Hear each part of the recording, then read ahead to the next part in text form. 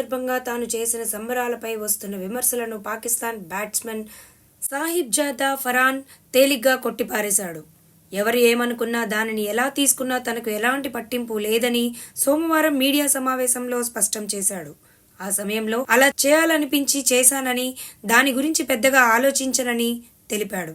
వివరాల్లోకి వెళ్తే, Asia cup 2025 super 4వ భాగంలో ఆదివారం భారత్తో జరిగిన మ్యాచ్లో Pakistan opener Sahibzada Farhan half century సాధించాడు.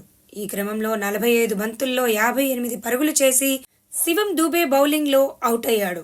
అయితే అర్ధశతకం పూర్తి చేసిన వెంటనే ఫరాన్ మైదానంలో తుపాకీతో కాల్స్తున్నట్టుగా చేసిన సైగ పెద్ద వివాదానికి దారితీసింది.